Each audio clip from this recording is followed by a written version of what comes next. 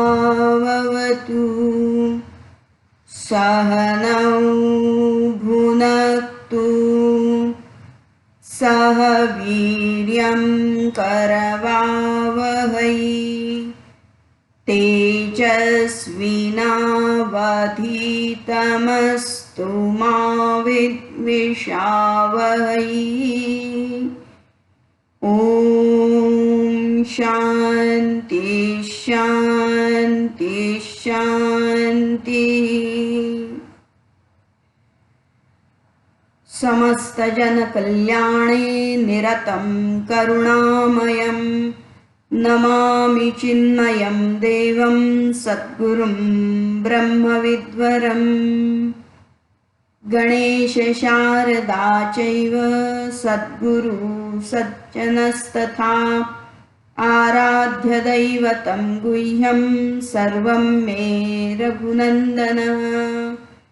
गणेश शारदा सद्गुरु संत सज्जन कुळेश्वरू सर्व हि माझा रघुवीरू सद्गुरु रूपे।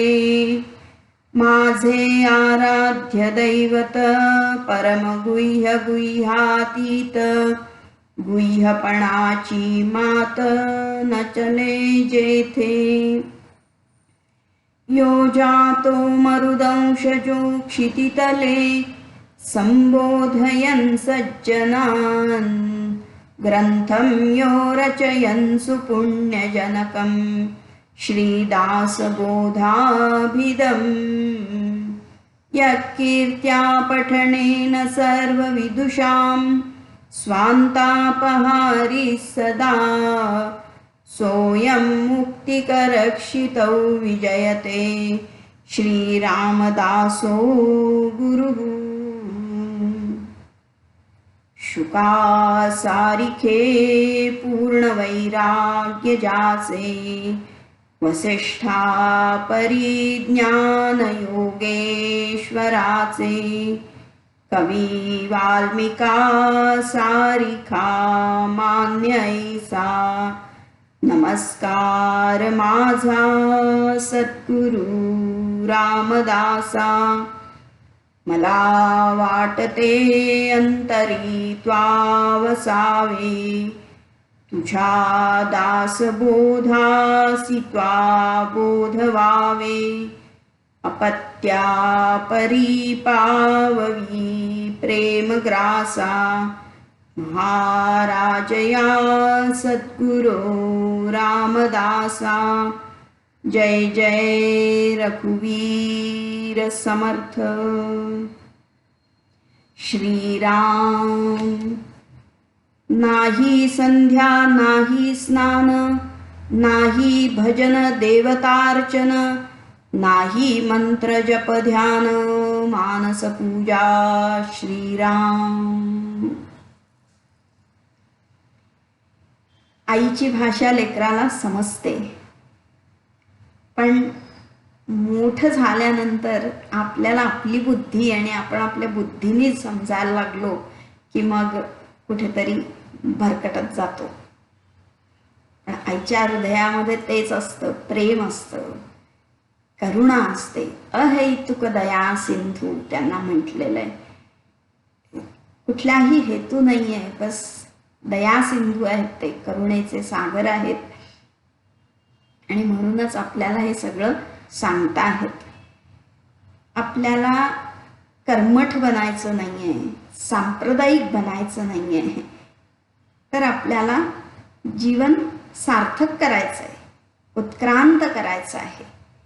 आणि हाच विचार ना की जर एक विशिष्ट पद्धती असती तर तेवढ्यावरच त्यांनी ती साधना सांगितली असती आणि संपलं असतं. पण का बरं इतक्या अनेक विषयांना हात घातलाय त्यांनी? आपण जर म्हणतो की दासबोधामध्ये काय नाही, जर सगळं जर आहे, मूर्खांची लक्षणं पण त्यांनी सांगितली, तर नक्कीच हे काय आहे? हे सगळं ज्ञान आहे. आणि आपण आता बघत होतो की हे जे सांगितलंय, हे जे म्हणतात की जर कशाकरता हे सगळं करायचंय, कारण जीवनाचं सार्थक करायचंय, जीवन सफळ करायचं आहे, आत्महित करायचंय आणि ते चित्तवित्त जे आहे ते लावावे सर्वोत्तमास. जो सर्वोत्तम आहे, परमेश्वर आहे, त्याच्यामध्ये मन लावायचं आहे. आता हे ध्येय सुद्धा आम्हाला स्वीकार नाहीये ना कदाचित, म्हणूनच याचा विचार आपण करतो आहोत की असं का मुद्दाम सांगितलं आणि का असे ते आपल्याला असं म्हणता आहेत, का तक्रार करतायत की काही करत नाहीये तर तुझं सगळं फुकट गेलं म्हणून, संध्या नाही, स्नान नाही, काही नाही करत, का असं म्हणतायत? तर तो विचार आपण करतो आहोत. काल पाहिलं की जसं एखादा शास्त्रज्ञ जेव्हा काही शोध लावतो तर तो पहिलं गृहीत धरतो हे असं काहीतरी असेल, हे असं होऊ शकतं, पहिलं मानलं आणि मग त्याच्यावर संशोधन करून त्यांनी स्वतः अनुभव घेतला, सिद्ध केलं ते.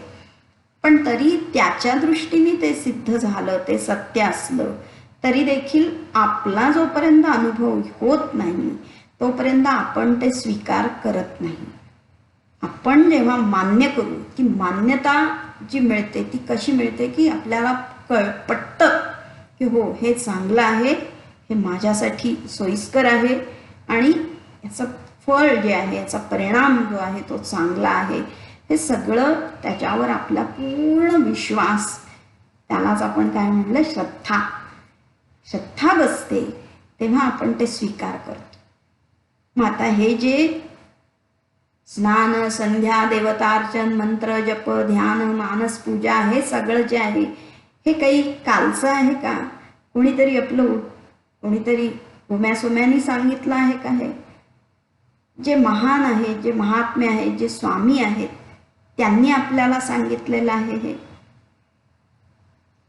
हजारो हजारो वर्षांची परंपरा असलेलं, हजारो वर्षांचा हा अनुभवाचा पाठिंबा असणारं हे सगळं तत्वज्ञान आणि त्याची ही सांगितलेली साधना जी आहे, का बरं आपण मानायची नाही? शेकडो असे किती ते हा मार्ग स्वीकारून मुक्त झालेले आहेत, जीवनमुक्त झालेले आहेत, त्यांनी ते अनुभवलेलं आहे. प्रत्यक्ष भगवंत अवतरित होऊन त्यांनी देखील हेच आचरण केलं, वेदाचरणच केलं त्यांनी, आणि आपल्याला पण त्यांनी वेदानुकूल वागायचीच आज्ञा दिली, तोच धर्म पुन्हा स्थापन केला. प्रभू रामचंद्र असू देत, प्रभू श्रीकृष्ण असू देत, त्यांनी हेच सांगितलं. सगळे आमचे संत प्रेषित सुद्धा हे सांगतात. मग ते का नाही आपण आचरायचं? मग फक्त एवढं लॉजिक पुरत मी नाही मानत, मला नाही, मग अशी जी स्थिती का झाली आहे बरं आपली? आपण बघितलं होतं की एक आहे सत्य, त्या सत्याचं विधान, मग जसा शोध लावला आणि मग तो शोध कोणी लावला आणि कसा लावला वगैरे ते, आणि त्याच्यावरची आपली श्रद्धा. सत्य परमेश्वर आहे, मी ते परमेश्वर आहे आणि हे शास्त्र सांगतं, आणि त्या शास्त्रावरची श्रद्धा, हे 3 घटक फार महत्वाचे आहेत ना. मग झालं काय की आपल्या पाश्चात्य संस्कृती जी आली, आपण कुणाला नावं नाही ठेवायची, पण आपल्याला डोळे उघडे ठेवून हे सगळं पाहायचं आहे, आपल्यामध्ये बदल करायचा आहे आणि आपल्याला उत्क्रांती करायची आहे. आपल्याला काही आपलं मत कसं चांगलं, कसं मोठं, म्हणून तर पहिलंच सांगितलं, कर्मठ किंवा सांप्रदायिक आपल्याला बनायचं नाहीये. तर पाश्चात्य संस्कृती, जी संस्कृती म्हणण्यापेक्षा जे आताचा जो सगळा भौतिकवादी किंवा आपण ह्या यंत्रयुगाच्या मागे जे जातो आहोत, कारण त्यांनी अनुभव सहित आम्हाला हे दाखवलं, प्रूफ दाखवलं. हे सृष्टीचे नियम काही सांगितले ते पण त्यांनी अनुभव करून सांगितले, अनुभव सिद्ध करून सांगितले, आणि त्यामुळे या पिढीने ते स्वीकारले, त्यांची श्रद्धा बसली त्याच्यावर. पण मग या हजारो वर्षांच्या परंपरेचं काय बरं? का आपण ती सोडून दिली? कारण आपण ती सिद्ध नाही करू शकलो. समाजातला एक विशिष्ट घटक जो हे करत होता ते केवळ मंत्रपाठ करत राहिले, कर्मकांडी राहिले, कर्मठ बनले, कधी स्वार्थासाठी, कधी भोळेपणाचा फायदा घेतला, आणि कधी बस कर्मामध्येच राहिले. त्यामधलं तत्वज्ञान जे आहे ते नकळत बाजूला राहिलं. पण सगळ्यात महत्त्वाचं काय आहे की भगवंतांनी सांगितलेलं खरं काय आहे की शास्त्रम एव प्रमाणम. ते व्यक्तिमहत्व नाही आहे, व्यक्तिप्रधान हे ज्ञान नाही आहे. शास्त्र जे सिद्धांत काय आहे, सत्य काय आहे हे महत्त्वाचं आहे. आणि म्हणूनच लोकांनी काय केलं किंवा आमच्या पूर्वजांनी काय केलं हे न पाहता शास्त्र काय आहे ते आपण जाऊन पुन्हा एकदा उघडलं पाहिजे हे. आणि आपल्याला इथे खरं म्हणजे रेडीमेड आहे. युगायुगामध्ये संत येतात आणि हे सांगता आहेत. आपल्याला फक्त ते डोकावून पाहायचं आहे. जो आपलाच खजाना आहे तो आपल्याला बघायचा आहे सगळा. ही जी श्रद्धा कशी बरं बनली, ही कशामुळे आपण हे करत नाही? नक्की हे करायचं संध्या स्नान वगैरे काही वेळेला होतं की सगळं मला माहिती आहे, माझा विश्वास पण आहे त्याच्यावर, पण तरी आम्ही करत नाही. हे सगळं काय आहे? तर तिसरी गोष्ट जी आहे ती श्रद्धा. एक आहे सत्य, सत्याचं विधान, आणि तिसरी श्रद्धा. श्रद्धा जी भगवान सांगतात की सत्वानुरूपा सर्वस्य श्रद्धा भवती. आपल्या सत्वाप्रमाणे म्हणजे आपला जो स्वभाव आहे, आपली जी प्रवृत्ती आहे त्याच्याप्रमाणे श्रद्धा बनत असते. म्हणजे काय बरं? तर आपण काय करत असतो? आपण सतत कर्म करत असतो, आणि हे कर्म कसं करतो? आपल्याला असलेल्या ज्ञानाप्रमाणे कर्म करतो, आणि त्या कर्माप्रमाणे आपला स्वभाव बनत जातो. आणि तो स्वभाव म्हणजेच आपली श्रद्धा आहे. ही ज्ञानाचा परिणाम आपल्या बुद्धीवर होत असतो, त्याच्याप्रमाणे आपला स्वभाव बदलतो. आणि हे आजचंच नाही आहे, जन्मजन्मांतरापासून हे चालत आलेलं आहे. आपल्या ज्ञानाप्रमाणे आपण कर्म केलं, कर्माप्रमाणे आपला स्वभाव, आपली प्रवृत्ती तशी बनली. आपल्या जे काही जो आपण विचार करतो तशी आपली कृती झाली, आणि त्याचा हा स्वभाव म्हणजे काय की त्याचा परिणाम आपल्या या शरीरावर, मनावर, बुद्धीवर होत असतो. तसं आपलं हे शरीर राहतं किंवा मन विचार करत असतं. मग आता शरीर तसं बनलंय, ते आपली जी सत्व जे काय आहे, प्रवृत्ती जशी, शरीर जीर्ण होणार आहे, ते नष्ट होत आहे, आणि ते नष्ट झालं तर त्याच्याबरोबरचा त्याचा स्वभाव पण नष्ट होऊन जातो. पण हे मन जे आहे, ते मनावरचे जे परिणाम जे आहेत, ते ठसे आहेत, ते मात्र पुढे चालत राहतात. तो प्रवास चालत राहतो, आणि त्यालाच स्वभाव म्हणतात. त्रिविधा भवती श्रद्धा देहिनाम सा स्वभावजा. या स्वभावातूनच ही श्रद्धा तयार होत असते. म्हणजेच आपल्यातली ज्ञानशक्ती, आणि त्या ज्ञानशक्तीनुसार आपण कर्म करतो ती क्रियाशक्ती, आणि त्याच्याप्रमाणे आमचा स्वभाव बनत असतो. आणि ह्या स्वभावातूनच देहिनामचा स्वभावजा, त्याच्याप्रमाणे आपलं श्रद्धा जी बनत असते. मग जितकं ज्ञान उदात्त, दिव्य, भव्य, तितकं आपली जी श्रद्धा आहे ती तो सर्वोत्तम जो आहे, ईश्वर जो आहे, त्याच्याविषयी पूर्ण श्रद्धा असते. आत्महित आत्माविषयक पूर्ण श्रद्धा असते. अशा प्रकारची ही श्रद्धा की जसं आम्ही कर्म करू त्याप्रमाणे ती अशी दिव्य उदात्त प्रभावी बनते किंवा मग दुबळी बनते. काय करू काय नको माहीत नाही आणि जे नाही ते आम्ही करत बसतो. किंवा स्वार्थी बनते. बस मला कसं मिळेल एवढंच आम्ही पाहतो. नाही तर मग क्षुद्र, ना मला ना तुला, काहीच होत नाही त्याचं, अशी जी क्षुद्र अशी बनते.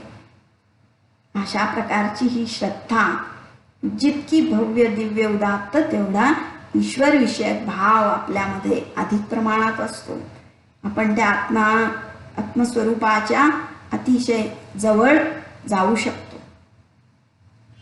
पण दुबळी श्रद्धा जी आहे ती काय, धड ना ईश्वर धड ना संसार अशा कुठेतरी मध्ये लटकत राहते. आणि जर स्वार्थ असेल तर ते स्वार्थ तर काही आम्ही पुन्हा अडकतच जातो. आपण जास्त करून अवनती होत जाते. मग अशा प्रकारे ह्या 3 प्रकारच्या श्रद्धा सांगितल्यात. त्यालाच आपण तात्विक भाषेत सात्विक, राजसिक, तामसिक असं म्हटलं. आणि मग ही जी कर्म आहेत, ही कर्म काय आहेत, ही सगळी सात्विक कर्म आहेत. सत्वाचं फळ काय आहे बरं?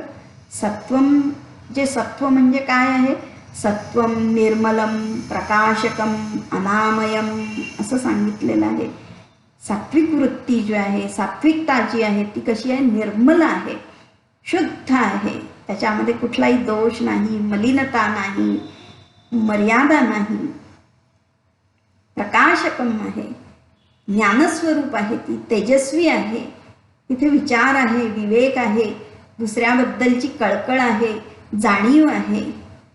अनामयम, तिथे आमय नाही काही, म्हणजे दोष नाही, रोग नाही, दुसऱ्याला इजा करण्याची वृत्ती नाही, स्वतःलाही नाही दुसऱ्यालाही नाही. असं जे अतिशय चांगली, सुंदर, भव्य, दिव्य, उदात्त अशी जी प्रवृत्ती म्हणजे ती सात्विकता आहे. मग ज्या कर्मामुळे आपली ही सात्विकता वाढेल ते कर्म आपण करायला हवं आहे. दुसरी जी प्रवृत्ती जी आहे ती स्वार्थी, रजोगुणी म्हणजे काय? रजो रागात्मकम विद्धी, त्याच्यामध्ये राग आहे. राग म्हणजे आसक्ती, मला हे हवंय, मला ते हवंय, आणि मग धावपळ, रॅट रेस जी चालते, दिवसभर आम्ही धावत राहतो, मिळवत राहतो. कामना आणि कामनापूर्ती, त्याच्यासाठी कर्म, मग कामना कर्म ही जी धावपळ जी सुरू राहते, शर्यत सुरू राहते. आणि त्याच्यातून काय मिळतं आम्हाला? एक तर आमच्यामधला लोभ वाढतो, नाहीतर क्रोध वाढतो, स्थिरता राहत नाही मनामध्ये, अस्थिर बनून जातो. आपण आपले झोपही विसरतो, भूक तहान सुद्धा वेळी अवेळी, कसंही त्याला काही धरबंद राहत नाही. आणि तमोगुण म्हणजे काय बघायलाच नको. प्रमाद, आलस्य, निद्रा, हे अज्ञानाचं संपूर्ण राज्य आहे तिथे. न स्वतःचं आत्महित, भौतिक प्रगती काहीच तिथं नाही. ते तर आम्ही ते सोडून देऊ शकतो. मग आता ही जी संध्या स्नान वगैरे जे सांगितलं आहे, खरोखर ते काय आहे बरं? त्याच्यामध्ये काय काय विशेष आहे? एकतर आहे की ना आपल्याला त्याच्यासाठी वेगळा वेळ काही द्यावा लागत नाही. जी आपण धावपळ करतो आहोत ही कार्य अगदी सहज सोपं नाही आहे का? काया वाचा मनाने ते केलं जातं. म्हणजे काया वाचा मन हे सगळ्यामध्ये आपला परिवर्तन घडून येतं आणि ते सुद्धा चांगल्या दिशेने. उत्कृष्टच त्याच्यामध्ये काहीतरी आपल्याला मिळणार आहे. आणि काही नाही झालं तर नुकसान तर नक्कीच होणार नाही आहे. उलट ही कर्म आम्हाला आमच्या काया वाचा मनाला पुष्टी देणारी आहेत, प्रेरक आहेत, तेजस्वी बनवणारी आहेत, पावित्र्य देणारी अशी ही कर्म आहेत.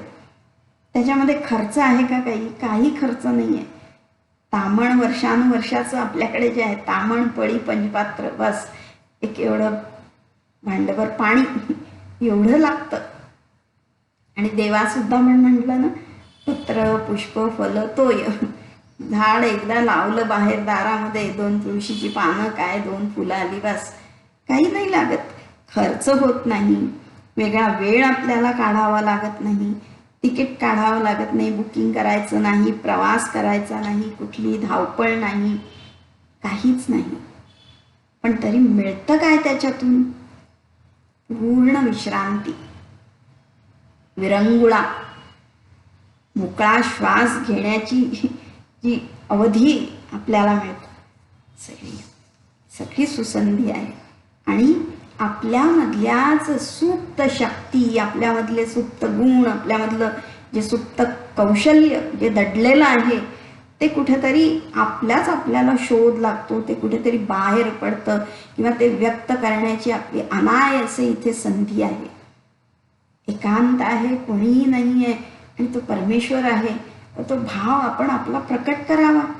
त्याच्यासमोर काही एखादा राग आळवला, काही काव्यसुमनं केली, त्याच्याबरोबर काही छान काव्यमय असा संवाद साधला, काही ना जसं आपण म्हणतो काय डायलॉग, जसं त्याच्याबरोबर म्हटलं, किंवा आपला भाव पूर्णपणे व्यक्त केला, भावविभोर होऊन जायचं, देहभान हरपून जायचं, आपणच आपल्याला विसरून जायचं. हे सगळं आपल्याला करता येतं ना. रोजच्या कटकटीमध्ये आपल्याला काय बरं, सतत मी आहे, माझं आहे, मग सगळं ड्रेस कोड वगैरे व्यवस्थित आहे ना, आणि मग जी माझ्या भावना मला व्यक्त करता येत नाहीत, त्यात कुठेतरी दबल्या जातात, आणि मग वेगळंच व्यक्तिमत्व होतं. खूप चिडचिडा स्वभाव, नैराश्य, हे सगळं त्याच्यामध्ये येत जातं. पण जेव्हा हे सात्विक कर्म आपण करू, तेव्हा ते जे विकार आहेत ते तर येतच नाहीत. उलट आपल्यामधला जो सद्भाव आहे, जो भक्तीचा भाव आहे, जी श्रद्धा आहे, ती द्विगुणित होत असते. आणि जेव्हा आपण भावविभोर होऊ, तो खरा आपला भाव आहे, ते खरं आपलं स्वरूप आहे, जिथे पूर्ण दया आहे, करुणा आहे, प्रेम आहे. आपण आपल्याला विसरतो म्हणजे हा देह विसरलो, आपण उलट आपल्या स्वरूपामध्ये मिळवत असतो. ते काही क्षण असे आपण अनुभवू शकतो, आनंदाचे क्षण आहेत असे. मग तुझे आहे तुझ पाशी, परी तू जागा चुकलासी. आपण आपल्याच मध्ये असलेलं हे असं सगळा खजाना जो आहे, ते शोधण्याची ही सगळी आपलीच पद्धती, ती आपण सोडली, आपल्यातला आनंद आपण सोडला, आणि आपण कुठंतरीच वेड्यासारखे धावतो आहोत, दिशाहीन होऊन जातो आहोत. ह्या सगळ्या हे जे संध्या स्नान जे आहे, त्यामुळे आपल्याला हे सगळं मिळतं सहजपणे. आणि जेव्हा आपल्याला जी मानसिक विश्रांती मिळते, विरंगुळा मिळतो, आपल्यामधले सुप्त गुण जागरूक होतात, तेव्हा मग काय होतं बरं, हे केवळ या संध्या स्नानामध्ये हे आमचं चारित्र्य घडतं, आपल्यातला व्यक्तित्व विकास होतो, सद्गुणांचं वर्धन होतं. कायावाचा मनाने आपलं सगळा कायापालटच होतो. आणि ह्या कायावाच्या मनाचं हे जे कार्य आहे, त्याच्यामध्ये एक समन्वय साधला जातो. इतकी सुंदर ही जी इतकं फळ असं आपल्याला मिळतंय. आपल्या शरीराची, मानाची, बुद्धीची ही क्षमता, ताकद जी आहे ती वाढते, तेज वाढते. मग हे उपकरण जर असं खूप ताकदवान बनलं, शक्तिशाली बनलं, वेगवान बनलं, गाडी एकदम कुठल्या एकदम शेवटच्या गिअरपर्यंत जाऊ शकते, वेगवान झालं तर मग आमचा प्रवाससुद्धा वेगवान होईल, आम्ही लवकर तिथे पोहोचू शकतो. मग असंच ही शरीर मनाची ही ताकद वाढली, शक्ती वाढली, आणि त्याची वेगाची दिशा पण कळली, आणि आम्हाला कुठे जायचं तेही कळायला लागलं, तेव्हा आपोआपच आपल्या जे आता काय म्हणतात, दिल्ली दूर नाही, बस जवळच पोचतो आपण त्याच्या. आणि म्हणून हे सगळं सहजतेने सांगितलेलं आहे. मग आता प्रश्न एक आपण बघितला की ती का नाही आहे श्रद्धा, कारण की त्यांनी सिद्ध करून दाखवलं आणि आपण ते मानलं. पण एकीकडे आपलं जे आहे त्याच्यावर पांघरून पडत गेलं. भक्ती आहे ती कोणी सांगूच शकलं नाही की ईश्वर, ते काय आता कलियुग आहे, ईश्वर नाही असं वाटायला लागलं. ते तत्वज्ञान होतं ते कर्मकांडामध्ये विलीन झालं. पण म्हणून हे सोडून द्यायचं नाहीये ना, आपण पुन्हा एकदा शोध घेऊ शकतो. आणि आम्ही श्रद्धाहीन झालेलो नाही, नवीन पिढी ही श्रद्धाहीन नाही, श्रद्धाही तर असणारच आहे ना. जसं आपण बघितलं की हे जन्मजन्मांतरची ही प्रवृत्ती आमच्यामध्ये आहेच आहे. उलट आपण म्हणतो की आजची पिढी ही फार शार्प वगैरे आहे, बुद्धिमत्ता त्यांची एवढी आहे. मग आता फक्त इथे हे जे सांगितलंय, नाही संध्या नाही स्नान, याचा अर्थ काय आहे की तुम्ही वाईट आहात, तुम्ही दुष्ट आहात, तुम्ही नास्तिक आहात, अधर्मी आहात, असा अर्थ नाही आहे याचा. तर उलट आपल्याला आपली श्रद्धा जी आहे त्या श्रद्धेचं रूप बदलायचं आहे, त्या श्रद्धेची दिशा बदलायची आहे. कारण जे नैराश्य येतं ते आपल्याला काढायचं आहे. समाजामधली जी स्वार्थी प्रवृत्ती आहे ती आपल्याला बदलायची आहे. भगवान किंवा आमचे संत हेच आपल्याला सांगता आहेत की नुसते चिंतित राहू नका, चिंता करून डोक्याला हात लावून नका बसू. तुमच्यामधलं जे सामर्थ्य आहे ते बाहेर काढा तुम्ही. आणि त्याच्यासाठी ही हजारो वर्षांची परंपरा आहे. आदर्श आपल्यासमोर आहेत.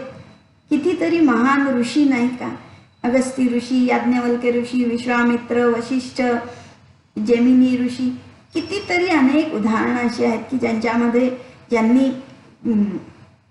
जग घडवलं, स्वतः घडले आणि त्यांनी दुसऱ्यांनाही घडवलं. आणि आत्तापर्यंत आपण ते सिद्धांत वापरू शकतो आहोत.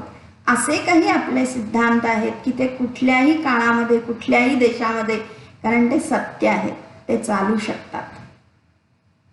फक्त माझे हिंदू धर्माचे असे ते नाही, ते सनातन ज्ञान आहे असं. मग म्हणून आपण जर आमच्यामध्ये ही क्षमता आहे, आपण एवढे बुद्धिमान आहोत, तर आपण कुणाची गुलामी का पत्करायची? आपण गुलाम का व्हायचं? आपल्या बुद्धीचं पण आपण का गुलाम व्हायचं? आणि ह्या बुद्धीला पण का गुलाम करायचं? गुलाम करायचं नाही. तर आपण आपल्यामधली हिंमत आपल्याला वाढवायची आहे. चिंता करत कशाला बसायचं? भय कशाला? हेच तर बंधन आहे सगळं. की सतत भीती वाटणं, नैराश्य येतं. लहान लहान मुलांना आत्तापासूनच सगळे टेन्शन वगैरे काय येतं. मग पेपर लिहितात चांगला आणि नंतर माहीत नाही मी पास होईन का, किती मार्क मिळतील. जेव्हा चित्त शुद्ध आहे, मला कशाचीही भीती नाही, मी जे केलंय ते चांगलं केलंय, हा आत्मविश्वास कधी येतो? असे संस्कार, अशी संस्कारी वृत्ती, अशी सात्विक श्रद्धा कशी बांधली जाते, त्याच्यासाठी हे कर्म आहे सगळं. त्या आपल्या मनातली चिंता, भय किंवा काय दुसऱ्यावर अवलंबून आम्ही जे राहतो ते सगळं आपल्याला काढायचं आहे. ही सुंदर आपल्याला एक दृष्टी समर्थ देता आहेत आणि ती आपण पाहायची आहे. आपलाच हा खजाना जो आहे, हजारो वर्षांचं परंपरा जी आहे ती आपल्याला स्वीकारायची आहे. नुसतंच धावपळ करायची नाही आहे, रडत खडत काहीतरी जीवन जगायचं नाही आहे. आणि जे भक्ती, ज्ञान, कर्म जे सांगितलं शास्त्रामध्ये, त्याचा फक्त एक काहीतरी आम्ही जो अर्थ लावून घेतला आहे तो कुठेतरी बदलायचा आहे. भक्ती म्हणजे काय, आपण सहसा श्रद्धा म्हणजे काय म्हटलं जातं की देवा मी फार पापी आहे रे, पापोहम पापकर्मोहम पापात्मा. म्हणजे कुठेतरी आम्ही झुकलो देवापुढे,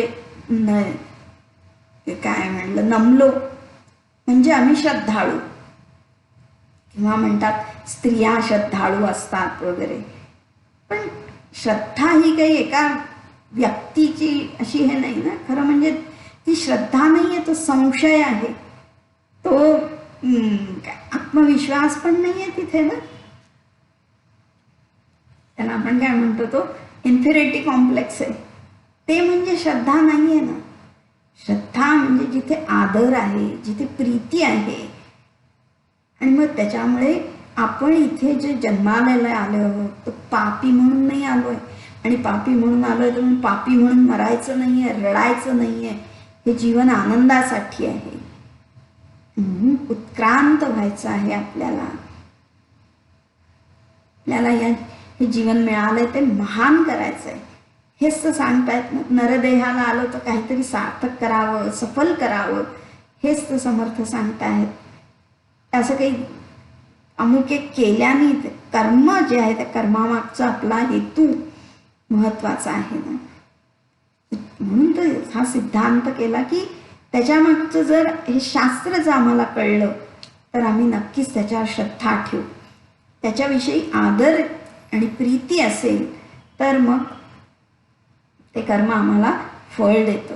केवळ सांगितलंय म्हणून करणं नाही आणि मग सोडून देणं पण नाही, तर त्याच्यामागचं शास्त्र जाणून की एवढ्या हजारो लोकांनी केलेलं आहे, माझ्या परमेश्वरांनी सांगितलेलं आहे, माझ्या गुरूंनी सांगितलं आहे, सगळ्या संतांनी सांगितलं आहे, ज्यांना आम्ही मानतो, ज्यांचे पुतळे बांधतो, ज्यांची मंदिरं बांधतो, त्यांचे उपदेश का नाही ऐकत. समर्थ म्हणतात ना की राम नका करू खटपट, पहा माझा ग्रंथ नीट. मी खटपट काही वेगळी करू नका, हा ग्रंथ पहा नीट, त्याचा विचार करा. आत्मा रामदासबोध माझे स्वरूप सिद्ध. ते गेले तेव्हा त्या काळात सांगितलं, आता काय त्याचा उपयोग. तेच या ग्रंथाच्या रूपाने ते आहेत. ही जी श्रद्धा आहे ही तशीच बनत असते आपली. आपल्या आजूबाजूचं वातावरण जे आहे, आपण ज्या वातावरणात राहतो, ज्या व्यक्तींच्या सहवासात राहतो, तसा आपला स्वभाव बनत असतो, तशी आपली श्रद्धा बनत असते. मग हे संतांचं वचन, त्यांचे ग्रंथ, त्यांचे विचार आणि त्यातलं हे सनातन जे विधान सांगितलेलं आहे, हा विधी सांगितलेला आहे, तो जर आम्ही घेतला तर नक्कीच आपल्यामधली जी ही दुबळी, शूद्र किंवा स्वार्थी जी श्रद्धा आहे ती निघून जाईल. आसक्ती, कामना, क्रोध हे सगळे जे आहेत, हे सगळं जे आहे रजोगुणी वृत्ती आहे ती निघून जाईल. आणि तमोगुण तर अर्थातच त्याला सुद्धा वाव काही राहणार नाही. जेव्हा आम्ही कर्म करू तेव्हा आपोआपच निद्रा, आळस निघून जातो. ज्ञानाने आम्ही हे सगळं करू तेव्हा अज्ञानाला कुठे ठाव आहे. आणि मग सत्व जे आहे ते सत्व काय करतं, आम्हाला या पलीकडे शुद्ध सत्वाकडे नेण्यासाठी आम्हाला मदत करतं. म्हणून हे सुंदर असं जे सांगितलेलं आहे. केवळ कुठल्या तरी आजींनी गोष्ट सांगितली तेवढीच आम्ही धरली, पण शास्त्र आम्ही त्याचं जाणायला पाहिजे ना. जसं स्वामी विवेकानंद सगळीकडे हे भक्तीचं काय व्योम स्तोम माजलं होतं, पण त्यांनी विचार केला की खरोखर ईश्वर आहे तर मग तो पाहिलाय का कुणी, सत्य पडताळून पाहणार कुणी आहे का, असं अनुभव सिद्ध असा कोणी आहे का, ज्याला त्याला ते विचारत होते. आणि मग त्यांनी असा जो साधू, असा सद्गुरू त्यांनी गाठला. आणि नुसता गाठला नाही, त्याला विचारलं, हा म्हणजे आहे, हा ठीक आहे, चला जाऊया, आपलं काही काम नाही, असं त्यांनी ते स्वतः अनुभवायचं निष्ठा ठेवली जवळ आणि त्यांनी ते प्राप्त केलं. आमची शास्त्र सुद्धा हेच सांगतात ना, कुठे अंधश्रद्धा सांगितली आहे आमच्या शास्त्रामध्ये? कुठे ती काय ना नुसतं भोळी भाळी भक्ती नाही सांगितली? आमची शास्त्र उपनिषद काय म्हणतात ना, वाघासारखी जी डरकाळी त्यांनी मारलेली आहे, आणि त्यात दिंडीमा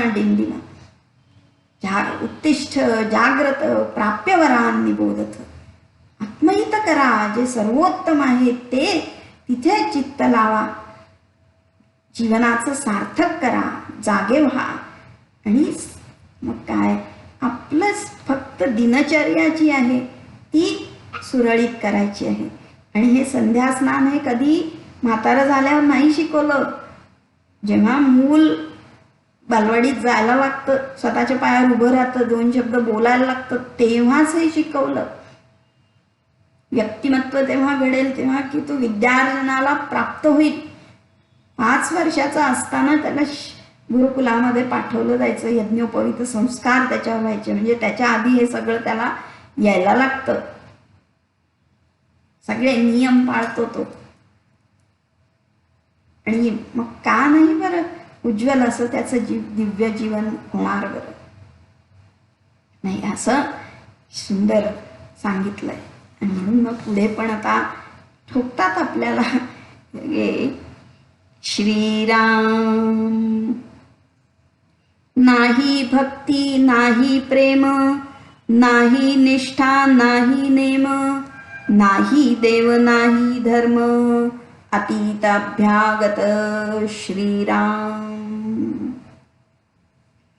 परत एकदा तेच की इथे दोष म्हणून पाहायचं नाहीये आपल्याला. आपण आपल्याला बुद्धिमान समजतो आहोत, तर आपण जाणीवपूर्वक अभ्यास याचा करायचा आहे. जसं आता कम्प्युटरचं ज्ञान आम्ही जितक्या आदराने आणि प्रीतीने आवडीने घेतो, तसं हे शास्त्र जे आहे ते आत्महिताचं शास्त्र आहे, स्वयंउद्धाराचं शास्त्र आहे. ते आपल्याला पाहिलं पाहिजे. जेव्हा संध्या स्नान देवतार्चन मंत्र जप ध्यान इत्यादी आपण जेव्हा नित्य नेमानी आणि शास्त्रोक्त विधीप्रमाणे जेव्हा आपण करू, तेव्हा आम्हाला काय प्राप्त होतं? तर आपल्यामध्ये भक्ती वाढते, प्रेम वाढतं. आणि जर ते केलं नाही तर भगवंतांनी आधीच सांगितलेलं आहे. कारण शास्त्र हे काय आहे की कार्याकार्य व्यवस्थित, कार्य काय अकार्य काय याच्यामधली सगळी व्यवस्था, हे सगळी मॅनेजमेंट जी सांगितली ते म्हणजे शास्त्र आहे.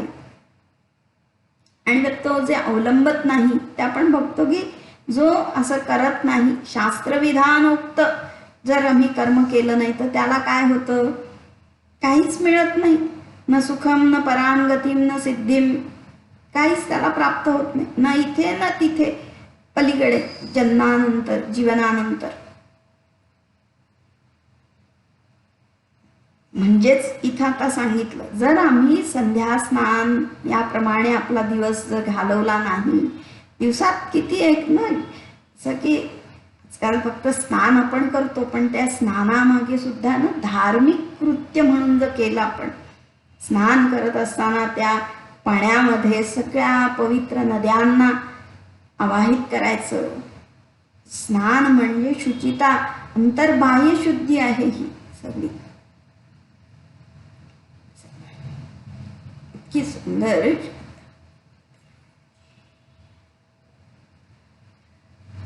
पुंडरीकाक्षाचं स्मरण, परमेश्वराचं स्मरण करून अंतर्बाह्य शुद्धी करायची. नुसतं धुवून काढणे स्वच्छ करणे म्हणजे स्नान नाही आहे, तर शुद्धी आहे, ती पावित्र्य आहे. काया वाचा मन आतून बाहेरून सगळं शुद्ध करायचं आहे. आणि हे शास्त्रविधानाप्रमाणे आपण जेव्हा करू, लहानपणापासूनच सवय लागली तर मग नंतर आपल्याला काही आपल्या रुटीनमध्ये ते सहजतेने ना आपला स्वभाव तो बनून जातो. आणि मग आम्हाला काही फरक नाही पडत. जसं चहाची सवय लागते किंवा काय तंबाखू पान, आम्ही त्याला काही वेळ लागतो का? कितीही बिझी असू दे त्याच्यातून आम्हाला वेळ मिळतो ना. मग तसंच हे सात्विक कर्म जे आहे तो आपला जर स्वभाव बनवला तर आपलं आत्महित होईल, आपण त्याच्या जवळ जाऊ. नाही तर मग काय होईल? नाही भक्ती, नाही प्रेम, नाही निष्ठा, नाही नेम, नाही देव, नाही धर्म, अतीताभ्यागत. शास्त्राच्या विधानाप्रमाणे आपण जेव्हा करू तेव्हा त्याचं फळ हे काय होत असतं की आपल्या अंतःकरणामध्ये भक्ती जागरूक होते, प्रेम उत्पन्न होतं. सगळ्या भूतमात्रांविषयी प्रेम, जी प्रेमाची वृत्ती. कोणी शत्रू जरी असेल, आपला काय अहित करणारा जरी असेल, आम्हाला त्यांनी शिव्या दिल्या, आपली निंदा केली, तरी सुद्धा आमच्या मनामध्ये त्याच्याविषयी दुष्टता, कटुता उत्पन्न होत नाही. हे फळ आहे. आणि ही कटुता, दुष्टता जी आहे ना, ती दुसऱ्याचं काही वाटोळं करत नाही, आपल्याला जाळत असते. ती आपल्या मनामध्ये आलेला क्रोध जो आहे तो आपलंच अंतःकरण जाळत असतो, आपलीच बुद्धी जाळतो, आपलीच ऊर्जा, आपली शक्ती जळत असते. सगळे रोग आम्हालाच जडतात ना. हार्ट अटॅक आणि काय BP, अमुक तमुक, हे कशामुळे झालं बरं? हे सगळी टेन्शन आहे, ते आपल्यालाच भोगावं लागतंय. पण जर सात्विक कर्म आपण करू तर भक्ती, प्रेम, आणि हेच नको आहे का आपल्याला? तर काय होतं की श्रद्धा आहे, ही भक्ती प्रेम आहे, पण आपले विषय ते वेगळे आहेत. श्रद्धा दुबळी बनली आहे, स्वार्थी बनली आहे, क्षुद्र बनलेली आहे, रजोगुणी किंवा तमोगुणी श्रद्धा आहे. त्याच्याप्रमाणे आमचं सगळं पूजन, आपलं कर्म वेगळं जातं. सात्विक जेव्हा पूजन सांगितलं, तिथे सांगितलं की देवद्विजगुरु प्राज्ञ पूजनम. देवतांचं पूजन, गुरुचं पूजन, जे विद्वान आहेत, ज्ञानी आहेत, जे प्रतिष्ठित आहेत, समाजातले मार्गदर्शक आहेत, त्यांचं पूजन, ब्राह्मणाचं पूजन, हे पूजन सांगितलेलं आहे. असं जेव्हा करू तेव्हा आपल्या मनामध्ये भक्ती, प्रेम हे उत्पन्न होतं. पण आता जर हे कसं आहे ना की प्रेम आहे आमचं, पण कशावर प्रेम आहे? विषयांवर प्रेम आहे. आणि मग काय हरकत आहे?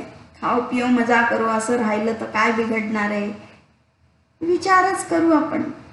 खरोखर आपण ज्याच्या आपण मजा करो जे म्हणतो ती मजा होते का? विषयांवर आपण जेव्हा प्रेम करतो ते विषय काय आहेत? ते खरं सुख देतात का आपल्याला?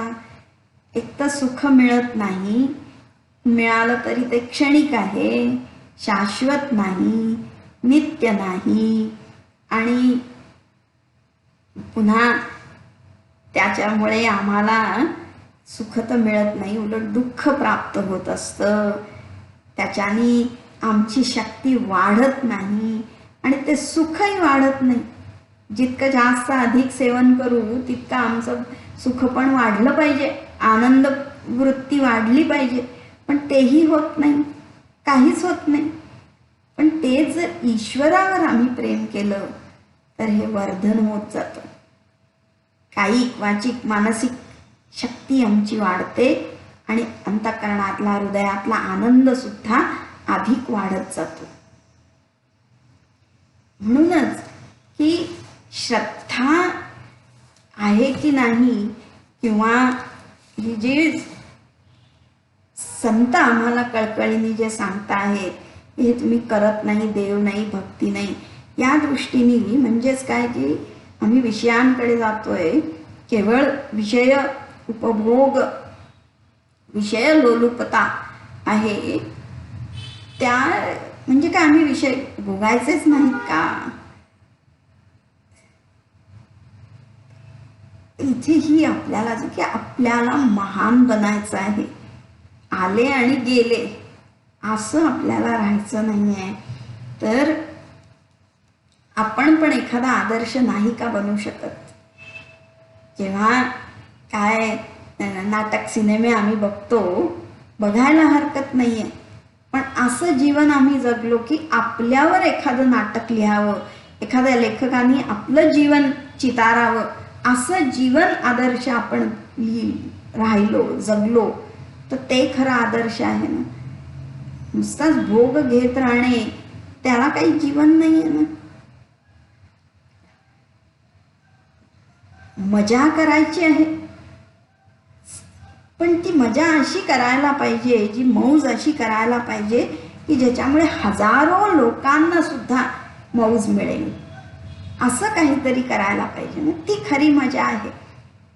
जसं पूर्वीच्या लोकांनी अशी सुंदर मंदिरं बांधून ठेवली किंवा अशा काही कलाकृती केल्या, एखादं झाड लावलं ते आजही आम्हाला फळ देत आहे, झाड सावली देत आहे. हजारो हजारो लोकांना दीर्घ काळासाठी मौज करता येईल असं काहीतरी आम्ही निर्माण नाही का करू शकत. ही जी दृष्टी आहे ती म्हणजे ही भक्ती आहे. कारण भगवंत कुठेतरी दूर, कुठेतरी आकाशात, मंदिरात असं नाही आहे ना. ती मंदिरातली पूजा जी आहे जेव्हा आम्ही करू तेव्हा ही वृत्ती आम्हाला आली पाहिजे, त्या दृष्टीने ही भक्ती करायची आहे. जो प्रेम आहे हे एक वेगळंच, हे जगत सुंदर आपल्याला करायचं आहे, त्या जगताला सुंदर असा रंगवून टाकायचं आहे. नुसतंच रडण्यासाठी रडणारी भक्ती नाही आहे ही. रडत राहायचं मला हे नाही आहे, मला ते नाही आहे म्हणून, ही नाही आहे. तर खरं हे जीवन म्हणजे अफाट सागर आहे, त्याच्यात आपल्याला बेधडक उडी मारायची आहे, नवीन नवीन शोध लावायचे आहेत. त्याच्यामधलं जे काय सगळा खजाना अजूनही खूप आहे, अशी रत्न सगळी आहेत ती आपल्याला त्याचा शोध लावायचा आहे, शोधून काढायची आहेत ती. असं जीवन जगावं की भगवंताला सुद्धा आपला आदर्श वाटेल, भगवंताला पण आपलं कौतुक वाटेल, असं काहीतरी आपल्याला करता आलं पाहिजे. नाहीतर असंच म्हणजेच काय की ही आपल्या श्रद्धेची दिशा बदलायची आहे, श्रद्धेचं रूप बदलायचं आहे. कशावर श्रद्धा ठेवायची आणि कशावर प्रेम करायचं, काय आहे भक्ती म्हणजे हे जाणून ते करायचं आहे. त्याच्यासाठी हे सगळं कर्म सांगितलेलं आहे. जय जय रघुवीर समर्थ.